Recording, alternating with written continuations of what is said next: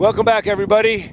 We are here under the Gold Star Memorial Bridge in New London, Connecticut. As the bridge spans the Thames River between New London and Groton, we are here awaiting the start of the Sexton Cup race, the annual race held since 1853 between the schools of Harvard and Yale. In 2015, Yale finally snapped a 7-year streak, defeating Harvard in setting an upstream course record. In the process, Yale was 1835 to Harvard's 1852, about 17 seconds. Well, this year, Greg, we almost saw the JV go 1835 for 3 miles. And we were looking over some of the old times for the 4-miler. This could be one of the slowest upstream races of all time, even dating back to the 1880s. That's correct. The regatta started back in the 1850s as a 3-mile race. It expanded to 4 when it moved to New London, copy Oxford and Cambridge. And we were looking over the regatta records here. Oh, no. And sorry, just let me interview with this music break. My notes just got blown over, blown into the water. Well, I'm a broadcaster without notes. Oh, no. So here we go. Without the teleprompter, we'll go for it. So when the regatta started to 4 miles, we had a couple of races in the 25. I think the longest one on record is 25 minutes, 43 seconds. And those were the days of wood equipment, very short oars, much less training, smaller people. Yeah. And we could easily be over 24 minutes in this regatta, in this race, because we were 18 minutes for the JV, which is 6 minutes a mile. 6 minutes a mile would take us to 24. Mm-hmm. So, well, in '76, Harvard took 23 minutes and 43 seconds to defeat Yale. That was in '76. That was 1976. Right, and in 2006, Harvard took the race in a time of 23:22. I think we're going to go over those times. And back in 1888, it was in New London downstream, I think, and that took 25 minutes. So this is an historic, not in a way that you would want necessarily. Certainly the oarsmen don't want a 24-minute race, but this could be a historic race on many levels. Another race that we were looking at, Greg, is one that you were involved in 1974. On May the 18th, it was a 3-mile race, not held here on the Thames, but in Cambridge. Can you explain a little bit why that happened? Yeah, in the 1970s, Yale had switched its calendar to the modern calendar. Harvard still was graduating in June. And so the schools were 3 or 4 weeks off in their timing. Simultaneously, Yale had a famous admissions director, I can't quite remember his name, but who decided that athletics weren't that important. So the Yale crew was at a tough time, and there was thought of the Yale Rowing Association abandoning the 4-miler. And so Yale declined to row 4 miles, and instead we did the race in Charleston to Cambridge, 3 miles, starting at the Longfellow Bridge and finishing at the Winks Bridge. Not a great period for Yale rowing. The following year, in 1975, Harvard contracted to row with the University of Washington here over 4 miles, and when Yale got wind of that, they came and rowed us before that race, so we had 2 races down here. Well, that was a wise choice, and since then, the regatta has only gotten stronger. This tradition, this longest-standing collegiate tradition, remains today, and we're glad for it, because today's race, we've already talked about the historical implications for how long this race could be, but also it's a chance for Yale to win back-to-back Sexton Cups. It's a chance for Harvard to overturn the sprints champion and silver medalist from the IRA. The Yale Bulldogs accomplished those 2 things this spring. Certainly it's a step forward. Last year, as you know, they were bumped out of the grand final at the IRA, and they came back to win this race for the first time in many years, and then go on to win the ladies' plate at Henley. So this is a good crew. And even though my notes were blown over the side, that's okay, because the lineup that's in your program is accurate. And everybody, Yale, not for Yale, right, for Yale. And everybody knows these guys. If you've been following Yale rowing, this is what Steve Gladstone has called his Phoenix class, the class that he recruited when he first got to Yale. And these are the guys that have really turned things around. And certainly that victory last year here in New London was a dramatic one and very powerful for the Yale rowing family. And they did it last year, and certainly they want to go back-to-back again this year. Let me go over the lineup right now as we wait for the crews to, they're both about 300 meters upstream of the Gold Star Bridge, and they're heading downstream. So that lineup has 2 Americans in it and 7 internationals, but the coxswain, Chris Carruthers, is a senior. He's the coxswain and has done just a tremendous job and is a wonderful coxswain. They've called him the most highly decorated Yale coxswain of all time. Maybe a few people might argue that a little bit. There you go. There's one. Thank you very much. There's one. Seth Bauer, another great coxswain from Yale. There's been plenty. But anyway, Chris is a highly accomplished. The stroke, Nate Goodman. We all know him from last year. He is also the American battery, if you will, the coxswain in stroke. Nate is a junior from Montclair, New Jersey. 7 seat, also a junior, Ollie Wynn Griffith from London, England. 6 seat, the captain, Hubert Trabinski, the senior captain from Berlin, Germany, U23 single scull champion, and certainly a dynamic and wonderful presence all over the Yale Boathouse. 5 seat, Paul Jacot. From France, Chalon-sur-Marne in France. He is a sophomore. A freshman, the only freshman in the crew, Charlie Elwes from Newbury, England, and the Radley College. 3 seat, another Brit, Sholto Carnegie. He's a sophomore. 2 seat, an Aussie, Robert Hearn from Brisbane. And the bow seat, Stefan Reimakosten. He's from Berlin, Germany. It's, I've got to say, from the other side, this has been a great Yale crew and class, and we in Boston know Hubert, your captain, because he came as an honorary member of Cambridge Boat Club last summer, where he sculled while he had a job in the finance industry, and everybody in the club thought he was delightful. And you know, we're sorry that we weren't able to attract him to Harvard. So it's a great group. The Harvard group, which has been heavily international as well for a number of years, excuse me, has 4 Americans, including the coxswain, and and it is slightly lighter than the Yale crew. We think of the Yale crew as being tremendous in size, and they are. They average 197 pounds. The Harvard crew isn't too far behind at 193. In the boat is Jack Kelly in the bow seat. He's from Ponte Vedra, Florida, and his dad played football at Harvard. He was a very good sculler in his junior years, was on the U.S. team as a quad sculler, and he stroked the JV, the first boat last year. Arthur Doyle is in the 2 seat. He's a freshman. He's from St. Paul's School in London. Sam Hardy is a sophomore. He is from Balmain, Australia, Newington College, and he rowed in the 3V last year. And that's something that I think we're very happy with in the Harvard program this year, is that we've got a number of kids who have really stepped up this year, reducing their erg scores and moving into higher boats. The captain, Jim Croxford, is from Australia as well, from Scotch College. He's a psych major, and he was in the varsity last year as well. James Johnson is a junior. He hails from Cape Town, South Africa.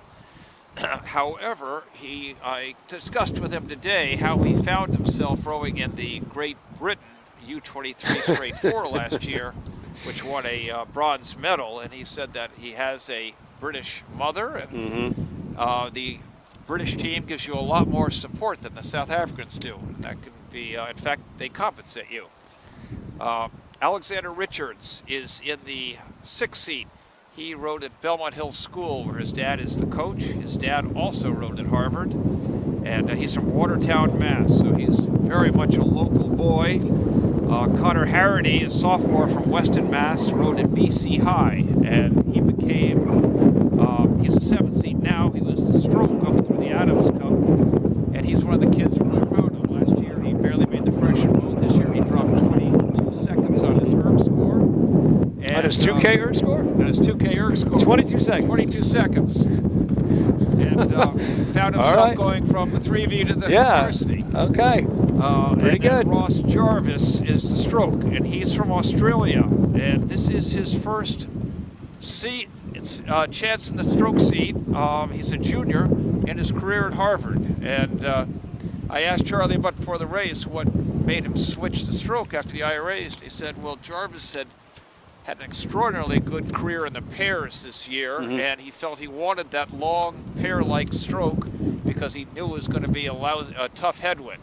So they've adjusted the lineup a bit for what we think is going to be a tough race. Right. Well, it might not be exactly 4 miles. The Yale stake boat is unable to be anchored safely. So it looks like it's going to be another floating start, and the Yale stake boat, which has become disattached from the anchor line, is now going to pick up the gear that the Yale Cox and Chris Carruthers has collected in the stern. And let's hope they can bring the two crafts together without smashing. It's not going to be so easy. No. Oh, they're just throwing the gear. The stroke has a good arm, actually. Yeah, man. Everything's washable. They don't care about it now. It's now 75 degrees, so the wind has cooled things off here, and I would say, Andy, that it feels like the wind is stronger than it's been throughout this regatta. Yeah, it's picking up. It's got 2 miles, at least 3 miles straight, just to pick up and give us some nasty breakers.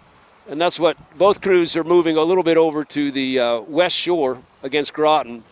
And so the crews are now, just guessing here, but I would say they are 200 meters ahead of the starting line. It's still going to be a bloody long race. Yeah. But maybe they don't want to be in the record book for the longest race ever. No, well, they're into it now. You know, I'm wondering if these conditions don't serve the underdog. Certainly you would consider Harvard the non-favorite here in this race. And I wonder if it's just like a track. If you're a mudder, is the Harvard crew good mudders? Can they row in this slop? Will that get Yale off their game? Maybe the Yale crew is even better mudders. I mean, most of the year we've had wonderful weather in New Haven and Derby and for most of the races. So these are the worst conditions I think anybody has raced in. And down at Mercer, they raced at 7 in the morning. And it was pretty flat water down there. So this is about 180 degrees from that flat water conditions that they've enjoyed all year. And it's going to be very interesting. You know, it's like football. When you have a muddy field, you know, or it's snowing or whatever, it really compromises your footing. And if you don't have good footing, you're less sure, you're less confident, your cuts are different, and your patterns are different, and so forth. And here, you don't know if you're going to be catching in a trough or a peak, or whether your boat's going to slam to port or starboard, or even if your riggers are going to catch a little water. So this presents a huge challenge for all 16 oarsmen here, as it has for the JV and the 3V. But you know, this one's the big one. This is the one, the longest distance, the highest caliber opponent, and the worst water, frankly, down here in the first mile. Very, very tough water here, and it looks like now the crews are backing themselves down. I frankly don't see the logic of that. It really doesn't matter whether they row 4 miles or 3.9 miles. Yeah. Because it's just going to be a bloody long way. Yeah. The one thing the referee and the aligner have to do, in all fairness, is to get those bows at the right angle. And we know the compass bearing of the starting line. Last year I served as the starter, and so he's going to use a compass and line up the bows on his compass and then send them off. And that's not accurate like a world championship, but it is accurate enough. Yeah. Well, again, these I'm a little cold here. We're just sitting here in the wind. And these guys have obviously gotten splashed. They're wet. Their whole uniform might be soaked through. You've got the shivers. Not only is your adrenaline high, but I'm sure there's just so much involved in this start. It's going to be really fascinating to see how they do. The flag is up, and away they are. The flag is down, and we are off. Good start for the Yale crew, taking more strokes than Harvard initially, and they've popped out a couple of seats. Just on the first 3 strokes. 10 seconds in. Yeah, 12 seconds in. Quarter of a length. Really exceptional use of their power. And now we're just seeing nothing but white water over both crews. It's Harvard rowing a little lower. Yale busting out. They want to get this over with early, perhaps, and be able to sit back and watch. This looks like the 2V race in reverse. The more dominant crew going and just trying to stuff their opponent early. Yeah. The Harvard 2-man caught a little on the recovery, sort of made him do a stutter step there, but he's recovered sufficiently. Now Nate Goodman, the stroke for Yale, is on the bow ball. And Chris Carruthers is moving up, almost on the Harvard bow ball, but just when Yale seems to have a little momentum, they get hit by a huge gust, and it checks their momentum. So, as we saw in the JV race, you know, one crew, the leading crew, gets a length or so, but then can't bust out of that. They're trying now, though. Very early days in this race now. Yale at 32.5. That just shows how bad the conditions are, because this crew is capable of going a lot higher. And Harvard also at 32.5, but Yale now has open water. In fact, they're gaining 6 feet a stroke. I gotta say, Nate Goodman is doing a great job, just taking it all the way to the bow, and just even if there's waves crashing over his rigger, he's still insisting that they finish the stroke. It doesn't look pretty, but it's more effective than what's going on in the Harvard shell right now. Yeah, no, we might get a swamping here. Look at these rollers coming in. That is nuts. Much longer, stronger, better connection at the front end. The Harvard crew looks lower in the water for reasons. Maybe it's our distance from them, but the Harvard crew has just got water coming over. Stefan Riemenkosten just got completely covered in water. Completely covered. Harvard crew must be carrying a lot of water. I hope their pumps are turned on. And right now, it's 2:20 into the race. Yale has a length, if not more so. Oh, Yale's got a length, but open water, I'd say. I would not row so hard, frankly, right here, and just try to keep the water out of the boat. Because that's the one thing that could slow them down, is sinking. Yeah, so Yale is just going through the half-mile mark at 2:40. 2:40. That's not a half-mile distance. That's just Harvard has stopped. No, Harvard has restarted rowing, but Harvard did stop rowing. Yeah, if I was Yale, I would just paddle here. Put up his hand. I would paddle. Now Harvard is again stopping. Harvard may be sinking. Yeah. I think Harvard is sinking. Yeah, Harvard is going down. So at about 3 minutes into the race, the referee has stopped the race. He stopped the race. Stopped the race. The Harvard crew, Andy, Yale is still rowing, taking on water at a much faster rate than Yale. I don't know whether they've got a slightly smaller hull size or it's just bad luck. But once you get below that critical amount, there's no stopping it, and they are very low in the water. They may go under. They may sink. Now the Yale guys are saying, "Well, what's the deal?" But they should know what the deal is. They can see Harvard is. Their gunnels are nearly at the. They're just going to take on more and more water here. Now there they go. They're going to go under. There they go. Starting to abandon ship, and they'll have to tow this boat in. Yeah, they got to get those guys out of the water. That's the first thing. So should we sign off here, Andy? Or this is the part everybody wants to see, I think. Okay. The Yale crew is okay, but really they need to rescue the Harvard guys. I mean, they're fine. The Yale crew's now rowing away, and maybe they were told to just row it in. To row the piece out. So this will go down, it seems, in the record books, but not for a reason that we wanted to.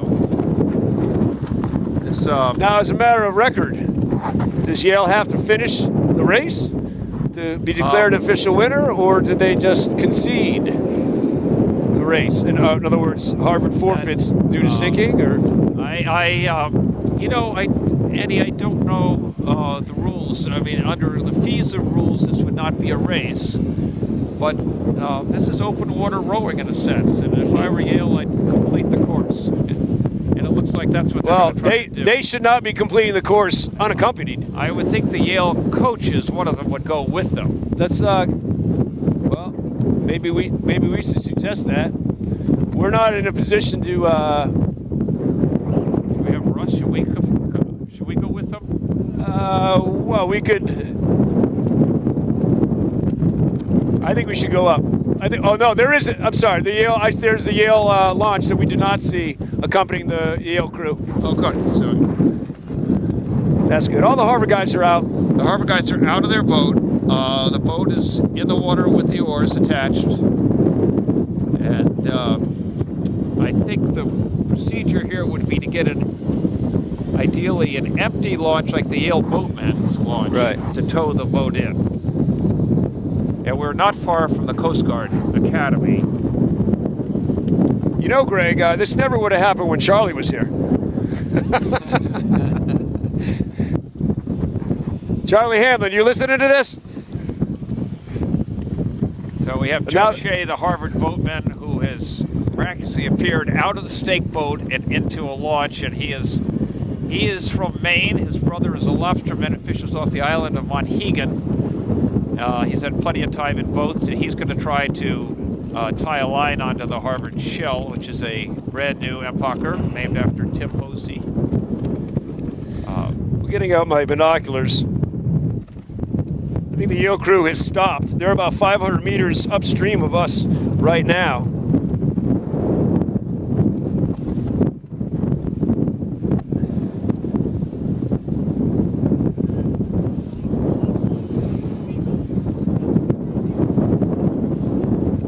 So we're just waiting here. It looks like obviously the race is over. Do we have a boat coming aboard us? We do. Yale continues to row upstream, accompanied by, I presume, Coach Gladstone and his assistants. I mean, they do have to get the shell back. It's not like they can just stop and pull over to the side of the road and wait. They have to get out of these conditions. Yep. And so we are welcoming on board our media launch refugees from the Harvard coaching launch. And I'm sorry.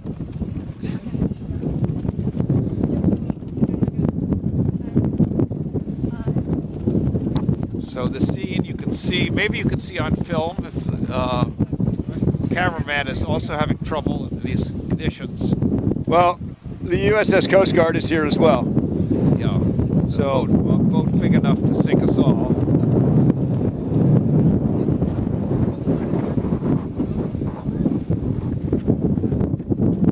Well, as we look around the scene here, it's been a historic 151st Regatta. Yeah, it's rapid. Yep. And from the River Thames, it's Andy Card and Greg Stone saying so long.